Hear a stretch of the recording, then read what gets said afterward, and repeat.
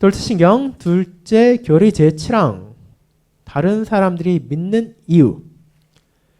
그러나 진실로 믿고 그리스도의 죽으심으로 그 자신들의 죄로부터 해방되어 멸망에서 구원받은 사람들에게 이 은덕은 오직 그리스도 안에서 영원으로부터 그들에게 주신 하나님의 은혜를 통해서만 옵니다.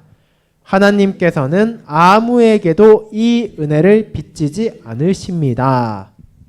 자, 우리가 지난 수요일에는 제6항을 통해 어떤 사람들이 믿지 않는 이유를 했고, 이제 이번 항에서는 다른 사람들이 믿는 이유에 대해 살펴보는 것입니다.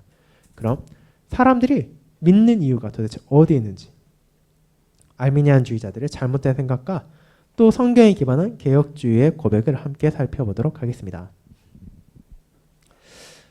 네, 한 번 다시 교독하겠습니다. 알미니안주의자들과 개혁주의자 모두 불신의 원인이 불신자 자신에게 있다는 것은 동의하지만 믿음의 원인이 하나님께 있다는 것에는 양측의 의견이 일치하지 않습니다.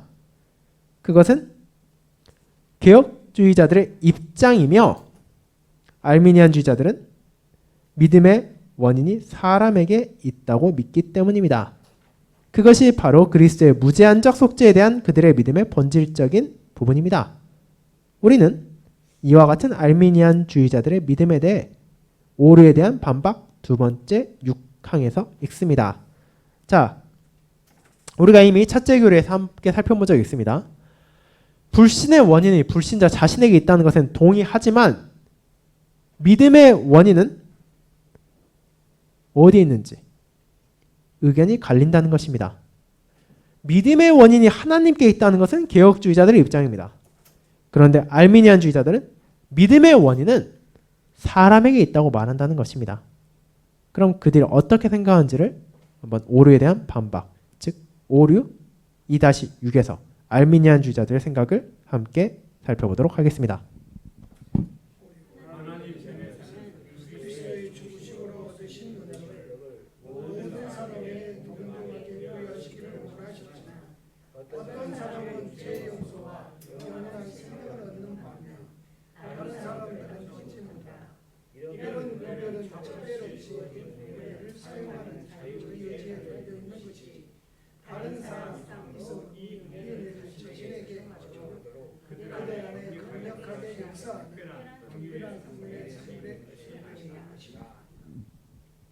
자, 그러니까 알미니안주의자들은 계속 일관적으로 말하고 있습니다. 하나님께서는 그리스도의 은덕을 모든 사람에게 동등하게 베푸시길 원하셨다. 근데 사람이 그것을 자유의지에 따라 누군가는 받아들이기도 하고 누군가는 거부하기도 한다. 그렇기 때문에 누군가 믿는 것, 결국 그 사람이 자유의지로 그 선한 행동을 하기로 결정했기 때문이다. 그렇기 때문에 결국 특별한 긍휼에 따라서 누군가는 믿고 누군가는 믿지 않는 것이 아니다라는 것을 말하는 것입니다. 자, 그럼 그에 대한 반박을 보겠습니다. 이런 교리를 가르치는 사람들은 구원의 획득과 적용 사이의 차이점을 오용하여 분별이 부족하고 미숙한 사람들의 마음을 혼란스럽게 합니다. 그들은 건전한 의미에서 이런 차별을 제시하는 것 같이 가장하지만 실상은 펠라기우스주의의 치명적인 독소를 사람의 마음에 스며들게 하는 것입니다. 자, 그래서 구원의 획득, 구원의 적용 사이의 차이점을 오용한다는 것입니다. 자, 그것이 도대체 어떤 내용인지를 이어지는 문단들을 통해 보도록 하겠습니다.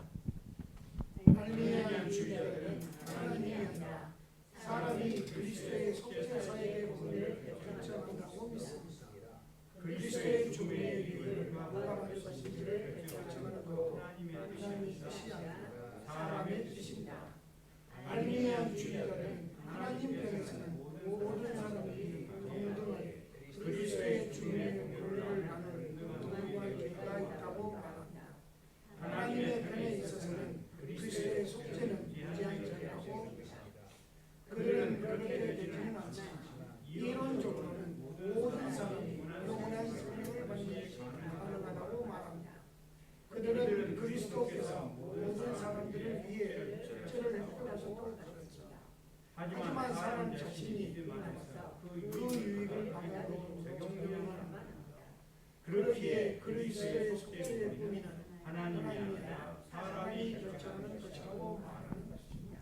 자, 그러니까 알미니안주의자들은 그리스도의 속죄사역의 범위는 사람이 정한다는 것입니다. 하나님께서는 모든 사람들이 그리스도의 죽음의 공효를 나눌 수 있도록 동등한 기회를 줬다고 그들은 믿습니다. 우리가 이미 계속해서 보는 것처럼 그들은 보편적인 구속 역사를 믿는다는 것입니다. 그리스도의 속죄 사역이 말 그대로 모든 사람들에게 전해졌다는 것입니다. 그렇게 이제 속죄 사역이 다 정해졌고 그들의 기준에 따르면 하나님께서 이 그리스도의 희생 제사를 통해서 이제 사람에게 새로운 언약을 주었으니 사람도 지킬 수 있는 완화된 조건을 주셨으니 이제 자기들이 알아서 그 조건을 충족시켜서 믿음을 얻고 구원을 얻어야 된다는 것입니다. 그렇기 때문에 그 속죄의 범위는 결국 하나님이 아니라 사람이 정하는 것입니다. 사람이 자기 자유의지에 따라서 누군가는 믿고 누군가는 믿지 않기 때문입니다. 그런데 교부들은 알미니안주의자들이 구원의 획득과 구원의 적용의 차이를 명확하게 구분하지 않음을 지적합니다. 어려워 보이는 이 표현들은 우리를 두렵게 하는 것이 아닙니다. 만약 내가 화상을 입었다면 약국에 가서 화상을 진정시키기 위한 연고를 획득 혹은 구입해야 할 것입니다. 하지만 그것을 획득하는 것만으로 충분하지 않습니다. 나는 마땅히 그것을 상처에 발라 즉 적용해야 할 것입니다.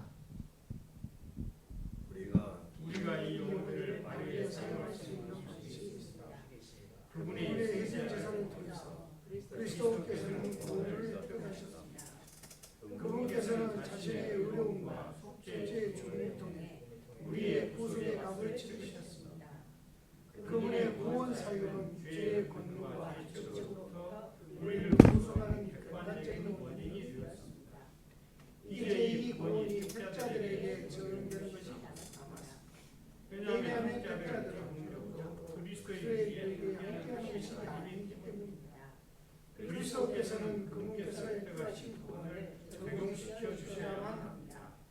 그분께서는 성령 하나님을 통해 이 일을 행하시라. 그분께서는 택자들의 마음을 새롭게 하시고 그들의 정신을 바꾸시며 그들의 묻혀있던 눈을 자유롭게 하시고 그들이 하나님께로 돌아와서 참되고 살아있는 믿음으로 그리스도의 구속사역의 공로를 받아들이게 하십니다. 믿음을 통해 하나님의 택자들은 그리스도에게 접붙여지고 그분의 속죄의 위기에 수여자가 됩니다. 자, 그러니까 이 획득과 적용을 바르게 사용하면 이렇게 된다는 것입니다. 그리스도께서 자신의 희생제사를 통해 우리의 구속의 값을 치르셨습니다. 즉 우리의 구원을 획득하셨다는 것입니다. 그런데 그 적용, 그것이 우리에게 어떻게 적용되는가, 어떻게 우리의 것이 되는가, 그것은 바로 성령 하나님의 사역을 통해서 된다고 말입니다. 우리가 지금 교리문답 제20주일에서 다루는 것과도 긴밀한 연관이 있습니다.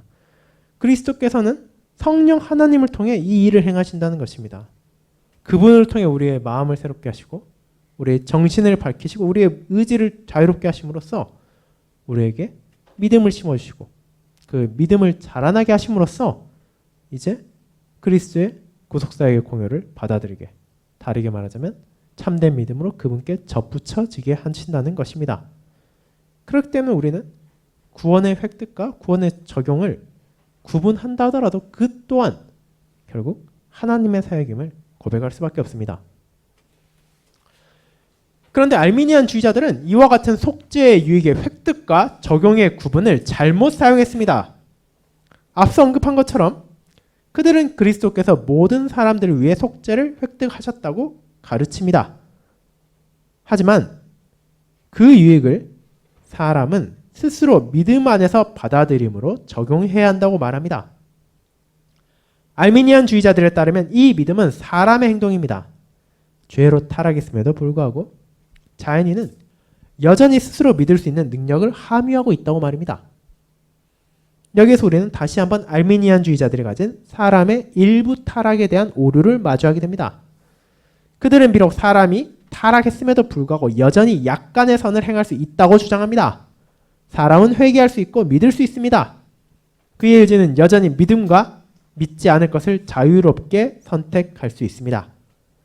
자, 그러니까 이거 결국 첫째 교리에 나온 알미니안주의자들의 잘못된 생각에서 계속 이어진다는 것입니다. 그들은 사람이 전적으로 타락한 게 아니라 일부만 타락해서 여전히 자유의지로 선을 행할 수도 악을 행할 수도 있다고 믿고, 그렇기 때문에 이 믿음에 관해서도 사람이 자유의지로 누군가는 믿음을 택할 수도 있고 누군가는 믿지 않는 것을 택할 수도 있다고 말한다는 것입니다.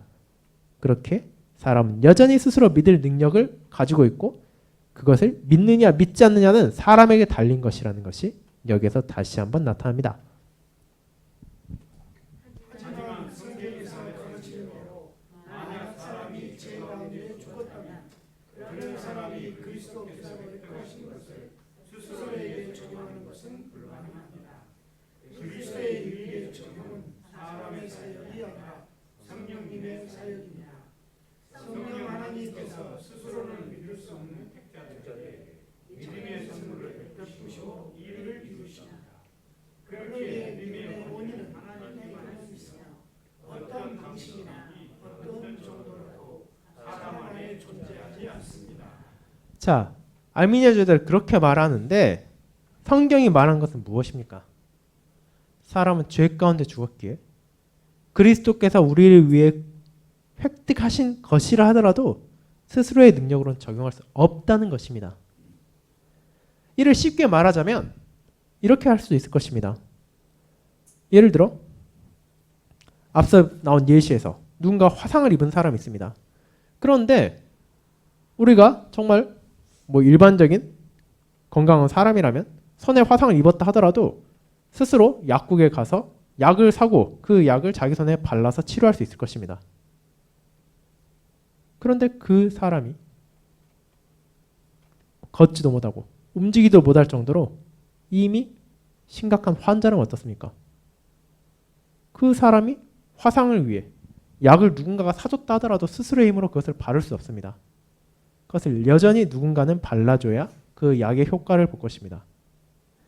그렇게 알미니안주의자들은 여전히 사람이 자기 힘으로 최소한 그 구원의 공효를 적용할 수 있다고 말하지만 성경은 그렇지 않다는 것. 우리는 스스로는 움직일 수 없는 중환자와 마찬가지로 스스로 그 약을 바를 수 없기 때문에 성령 하나님의 사역을 통해서만 이 구원의 사역을 내 안에 적용할 수 있고 그 열매를 받아들일 수 있다는 것을 말하는 것입니다. 그렇게 믿음의 원인 어디에 있겠습니까? 오직 하나님께만 있습니다. 그것은 어떤 방식으로도 어느 정도로 하더라도 사람에게 그 원인을 돌릴 수 없습니다. 그와 같은 부분을 우리는 둘째 교리 제7항을 통해 살펴보았고, 이제 다음 수요일에는 제8항 그리스도의 죽으심의 공효를 함께 알아보도록 하겠습니다. 그럼 여기까지 오늘 수요 모임을 하고 다 함께 주님께서 가르쳐 주신 기도를 드리고 오늘 모임을 마치도록 하겠습니다. 다 같이 주기도문 드리도록 하겠습니다. 하늘에 계신 우리 아버지여, 이름이 거룩히 여김을 받으시오며 나라가 임하옵시며 뜻이 하늘에서 이룬 것 같이 땅에서도 이루어지이다. 오늘날 우리에게 일용할 양식을 주옵시고 우리가 우리에게 죄 지은 자를 사하여 준 것 같이 우리 죄를 사하여 주옵시고 우리를 시험에 들게 하지 마옵시고 다만 악에서 구하옵소서. 대개 나라와 권세와 영광이 아버지께 영원히 있사옵나이다. 아멘. 네, 수고하셨습니다. 이제 또 주일에 뵙기를 기다리도록 하겠습니다. 감사합니다.